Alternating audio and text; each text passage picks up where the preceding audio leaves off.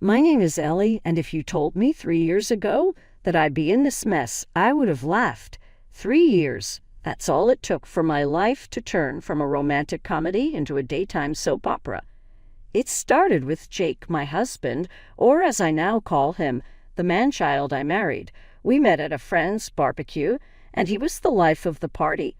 Always smiling, always easygoing, or so I thought. The wedding was a dream, but dreams end, and reality hits hard. I remember the first time I asked him to cook something, and he looked at me like I'd asked him to solve a math equation. "Ellie, babe, you know I can't cook," he said with that sheepish grin I mistook for charm. "But Jake, you've got to learn." "I can't cook every night," I replied, trying to keep my cool. "I can barely make toast, Ellie. Why change now?"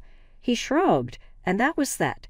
I'd come home from work, tired from the day, hoping for a moment to relax, but instead I'd find Jake on the couch, controller in hand, waiting for me to serve dinner like some 1950s housewife. I worked my way up in the company, aiming for that promotion. It was hard, but I thought at least I had Jake's support.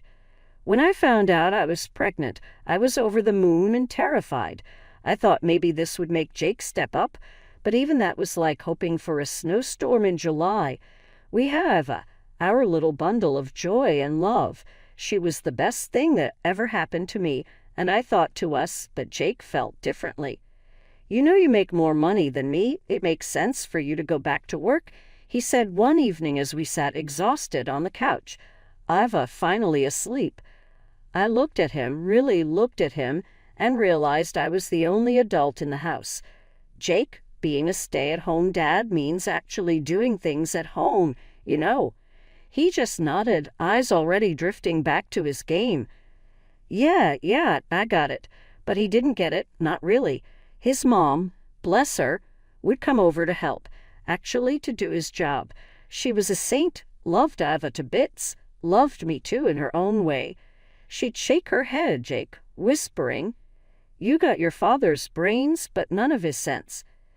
Then, like some cruel twist of fate, Jake's parents passed away within a month of each other. I was heartbroken. They were the parents I never had. Jake, though, just saw dollar signs. The day he told me he wanted a divorce, it was like any other Tuesday. I was chopping vegetables for dinner. Iva was drawing at the kitchen table, and Jake strolled in like he owned the place. "I want a divorce, Ellie," he said, not a hint of emotion in his voice. I stopped chopping. "What?" "I'm getting the inheritance, the house. I don't need this. Any of this." He gestured around at the home we built, at our life.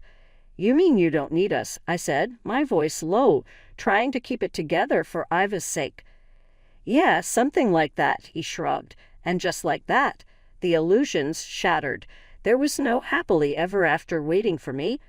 Just a grown man walking out the door, leaving his wife and daughter behind, chasing after the ghost of money yet untouched. That was the beginning of the end, or maybe it was a new beginning. Just not the one I expected. The night Jake left, I sat on the edge of Iva's bed, watching her sleep. My mind raced with what I needed to do next. The thought of divorce had danced around my head before, but now it was blaring at full volume. I had wanted to break free from the man who couldn't even fry an egg, but then Iva came along, and she changed everything. I remember the morning after Jake left. I was sipping my coffee, the silence of the apartment pressing down on me. Ava was at my feet playing with her blocks, oblivious to the storm in her mother's heart.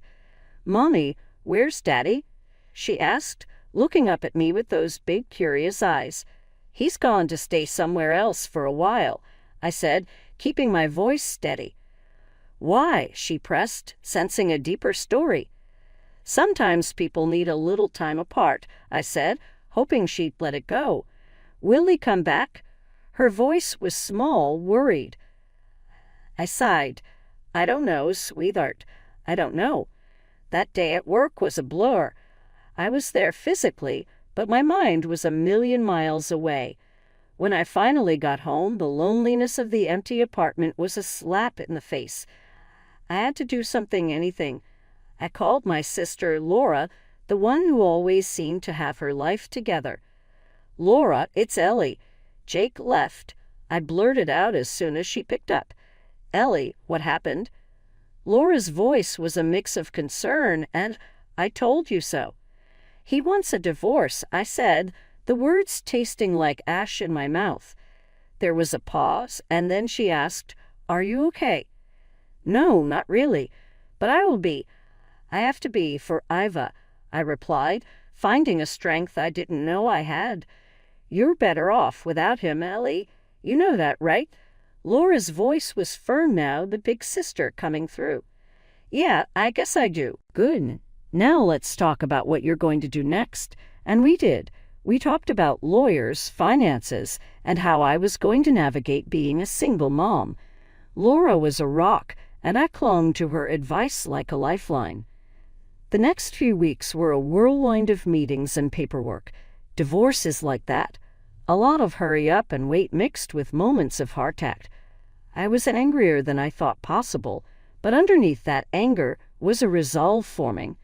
I was going to get through this, not just for me, but for Iva. She deserved a life free from the chaos her father brought. Ava was my light in the darkness, her laughter, her smile. They kept me going when all I wanted to do was curl up and hide from the world. One evening, as I was putting her to bed, she looked at me with those big, wise beyond her years eyes and said, "Mommy, I don't need Daddy. I just need you." And just like that, the edge of the decision wasn't so sharp anymore. I knew what I had to do. I was going to fight for a better life for both of us. It was time to let go of the life I thought I wanted and embrace the one waiting for us. Just me and Iva against the world. The divorce papers sat heavy on the kitchen table like unwanted guests that wouldn't leave. It's funny how a few sheets of paper can turn your world upside down. Ava was at daycare, giving me a few hours of silence to think, or maybe to avoid thinking. The apartment felt empty, echoes of the life we used to have bouncing off the walls. I tried to keep things normal for Iva's sake, but every night when I'd put her to bed and face the evening alone, the silence screamed at me. Had to do something with my hands to keep busy. So I started fixing things around the house. Stuff that Jake never got around to doing. One Saturday, the sink decided to start leaking, a steady drip that drilled into my brain. I had half a mind to call Jake and demand he come fix it just out of spite, but I didn't.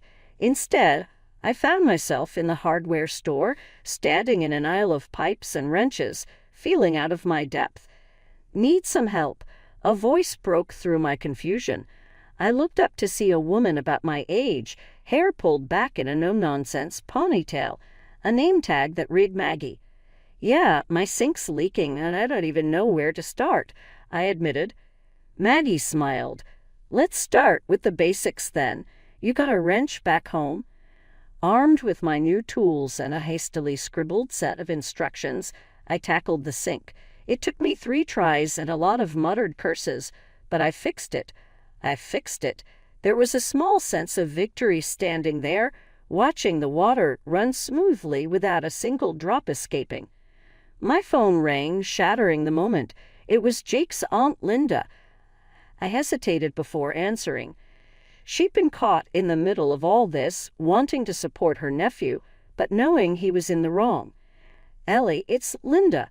I was just wondering how you and Iva are doing."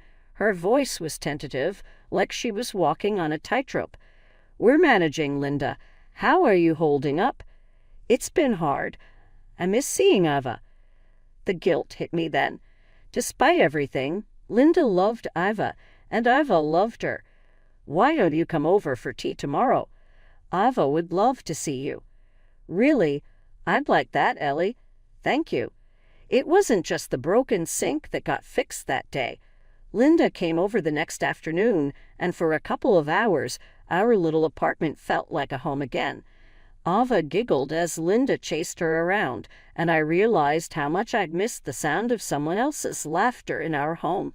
Linda and I sat on the couch, watching Iva play, an unspoken truce hanging between us? "You're doing a good job, Ellie," Linda said, breaking the silence. I shrugged. "I'm trying." "No, really.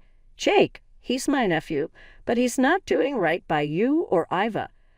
I looked at her, really looked at her, and saw the pain in her eyes. She was an aunt torn between her nephew and her grandchild, and despite everything, she was here, choosing us. Life after Linda's visit settled into a new kind of rhythm. Eva's laughter filled the gaps in our little home, and my days blurred with work and motherhood. I almost forgot about Jake. Almost. Then came the call that pulled him back into our lives like a bad rerun of a show you never liked. "Miss Ellie, this is Harold Greer. I'm the executor of your late father-in-law's estate. I'd like to schedule a time for you to come in and discuss the will."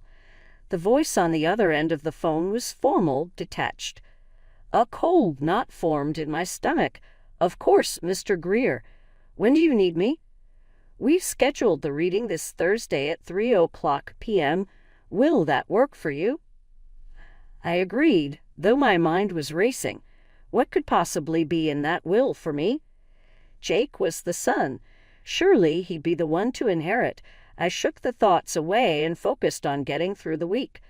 Thursday came too fast. I sat in a stiff chair in a lawyer's office that smelled of leather and old books. The room was quiet, too quiet. Jake sat across from me, a smug look on his face. He hadn't even said hello. Mr. Greer cleared his throat. "Thank you for coming. I'll get straight to the point." He read through the legal jargon, and with each word, Jake's smile grew wider. But then Mr. Greer said something that wiped the grin right off Jake's face. "And to my granddaughter, Iva, I bequeath the majority of my estate, including the family home and associated assets. To my son, Jake, I bequeath the ownership of my apartment on 5th Street under the condition he maintains employment for a period of no less than 6 months." Jake's mouth dropped open. "What? That's it. The apartment? There's got to be some mistake." "No mistake, Mr. Jake. Your parents were very clear." Mr. Greer's voice was steady, unyielding. "But I'm his son. I'm supposed to get everything." Jake's voice was rising, a temper tantrum brewing. "Your father believed in hard work, Jake. He wanted to encourage you to stand on your own," I found myself saying, surprised at my own calmness. Jake turned on me. "This is your fault, Ellie. You turned them against me." Mr. Greer interjected. "Your parents made these decisions long before your separation, Jake." The room spun with the weight of the revelation. I was to manage a fortune for Iva, a future I could secure for her. And Jake? Well, Jake was left with an apartment and a challenge. The days that followed were filled with a relentless barrage of calls and paperwork. Jake was furious, calling at all hours, his voice oscillating between begging and demanding. "Ellie, you have to talk to Greer. You have to get him to change this. It's not fair." Jake's voice was desperate one afternoon, the anger giving way to something that sounded like fear. "It's done, Jake. Your parents made their decision," I said, trying to keep my voice steady while Iva played in the background, blissfully unaware. "But you can do something. You have control over Iva's share, right? We're still married." He was grasping at straws, and we both knew it. "Even if I could, I wouldn't. This is for Iva's future, not for us, not for you to squander," I replied, finality in my voice feeling like a nail in the coffin of our relationship. He hung up with a string of words I was glad Iva couldn't understand. Savoring ties with Jake was like cutting through a thick, gnarled vine that refused to let go. The divorce proceedings turned sour, with Jake's lawyers trying every trick in the book to get him a piece of Iva's inheritance. But my resolve was ironclad. I was fighting for my daughter now, not just for myself. The day we stood before the judge, Jake looked deflated, a shadow of the brash man who had demanded a divorce with such arrogance. The judge, a stern-faced woman who didn't suffer fools, gladly spoke. Mr. Jake, it seems to me that you're trying to claim what has been clearly and legally bequeathed to your daughter, she said after hearing Jake's lawyer out. But she's just a child. I'm her father. I should be. The court finds no reason to deviate from the will as it stands. The petition is denied. The judge cut him off, her gavel hitting the block with a thud that echoed in the silent courtroom. The dust had barely settled from the courtroom when the full weight of the will's revelation began to sink in. I was now not only the sole caretaker of Iva, but also the steward of her future. It was a daunting reality, a heavy mantle that I carried out of the courthouse that day. I sat down at our modest kitchen table, the sunlight filtering in and landing on the stacks of legal documents that spelled out Iva's inheritance. I shuffled through them, the words trust and estate leaping out at me. They felt alien, too grand for our simple life. My phone buzzed, a number I didn't recognize flashing on the screen. I answered tentatively. Miss Ellie, this is Janet from First Community Bank. We need to schedule an appointment to set up the trust for Iva. Right, of course. When would be a good time? I replied, feeling out of my depth. How's Monday at 10:00 a.m.? We can go over everything and make sure you're comfortable with the process. Janet's voice was kind, reassuring. Monday at 10 it is, I confirmed, a small part of me still in disbelief. Monday's meeting was a marathon of signatures and notaries of terms like fiduciary and beneficiary. Janet was patient, walking me through each step. You're doing a great thing for your daughter, Miss Ellie. This will secure her future, she said as we wrapped up. I smiled, a mix of pride and nervousness bubbling within. I just want to do what's best for her.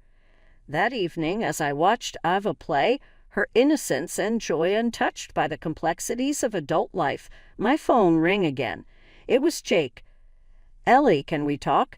His voice was subdued, almost unrecognizable. Jake, I'm really busy with Iva right now. Can it wait? I replied, not ready to let him disturb our peace.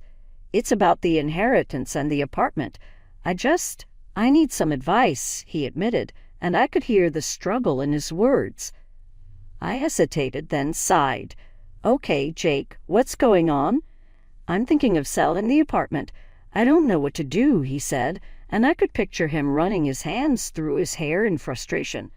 Jake, that might not be a bad idea, but make sure you get some good advice on how to manage the money. Maybe put some aside for Iva for the future. There was silence on the line for a moment. I hadn't thought of that. Thanks, Ellie. The calm before the storm. That's what life felt like in the weeks following the establishment of Iva's trust. The small oasis of peace was shattered one Tuesday morning when a process server showed up at my door with papers that screamed legal turmoil. I thumbed through the documents, each page a punch to the gut. Jake was contesting the will again, claiming that as Iva's father he deserved a portion of the inheritance to ensure her well-being in his hands. My hands shook with a cocktail of anger and fear as I dialed my lawyer's number. Michael, it's Ellie. He's doing it again. He's suing for a part of Iva's inheritance, I said, trying to keep my voice from cracking. Michael's voice was a steady force. Ellie, we knew he might pull something like this. We're ready. We'll fight this and we'll win just like last time. I took a deep breath, trying to absorb some of his confidence. What's our next step? We meet, we plan, and we protect what Iva's grandparents wanted for her, he replied. The legal wrangling felt like a twisted game, with Jake playing the victim, pushed into a corner by life's unfairness. But this wasn't a game, this was my daughter's future. In court, Jake's lawyer painted a picture of a father sidelined from his daughter's life, cut off from the means to care for her. Your Honor, my client merely seeks to provide for his daughter in a manner befitting the legacy left by her grandparents, the lawyer said, gesturing toward Jake with practiced sympathy. The judge turned to me. Miss Ellie, do you wish to respond? I stood, my legs firm despite the butterflies. Your Honor, everything that has been done is in the best interest of my daughter, as outlined by her grandparents. Their wishes were clear, and I intend to honor them." The judge nodded, her gaze flicking between me and Jake. "I will review the case and render my decision. We're adjourned." Days later, the decision came down. The will would stand as it was. Jake's claims were dismissed. I called Linda to tell her the news. Her voice was weary when she answered. "We won, Linda." The judge sided with us again. I said. There was a pause, a heavy sigh. "I'm glad, Ellie. It's what my brother wanted, for Iva to be taken care of." I hung up the phone and watched Iva, her brow furrowed in concentration as she colored. This little girl, unaware of the battles being fought in her name, was the reason I'd weathered the storms. As the legal clouds cleared, I promised myself that I'd build a life for her so full of love and stability that no amount of turmoil could shake her foundation. Months passed since the court upheld the will, and life settled into a new, more peaceful pattern. The legal turmoil was behind us, and ahead lay the open road of new beginnings. I was sitting on the porch, the evening sun painting the sky in shades of orange and pink, when Iva came bouncing out, her hair in pigtails and a grin on her face. "Mommy, look what I drew at school today," she exclaimed, thrusting a piece of paper into my hands. It was a drawing of the two of us holding hands under a big, bright sun. "It's beautiful, Iva," I said, my heart swelling with love for this little person who had been my rock through the storm. "Miss Ellie, there's a call for you," called Mrs. Parker, our neighbor who had become a friend and sometimes babysitter. I walked inside, curious. "This is Ellie." "Miss Ellie, it's Janet from the bank. I wanted to let you know that the trust for Iva has been set up successfully, and we've made the first investment for her future education." A wave of relief washed over me. "Thank you, Janet. That's wonderful news." I hung up and went back outside to join Iva, who was now chasing fireflies as they began to light up the twilight. "Mommy, do you think Daddy will come to my birthday party?" Iva's question came out of nowhere, her voice hopeful yet uncertain. I paused, considering my words. "I don't know, honey, but we'll have a great party with or without him. The most important thing is that we're together." Iva nodded, seemingly satisfied with my answer, and went back to her game. Later that evening, after Iva had fallen asleep, I sat down with a cup of tea and the last of the day's mail. There was a letter from Jake. My hands trembled slightly as I opened it. Inside was a short note. "Ellie, I've been doing some thinking. I'm sorry for everything. I'm getting help, trying to get better. I won't bother you for money again. I hope I can be the father Iva deserves one day. Jake." I set the letter down, a complex mix of emotions churning inside me, anger, relief, hope, all battling for prominence. I realized that Jake's journey was his own, and while I hoped he'd find his way for Iva's sake, my focus was on the life I was building for us. The next morning, Iva and I planted flowers in the garden, her laughter filling the air, mixing with the sound of the birds and the rustle of the leaves. It was a simple moment, but it was ours, and it was filled with the promise of a new day. As we patted down the last of the soil, I looked at our home, the garden, and my daughter, and I knew that this was just the beginning. There would be challenges ahead, but there would also be joy, growth, and love, the kind that survives even the darkest storms. "Mommy, will the flowers grow big?" Iva asked, looking up at me with wide, hopeful eyes. "Yes, Iva. With a little care and time, they'll grow big and strong, just like you," I said, taking her hand in mine.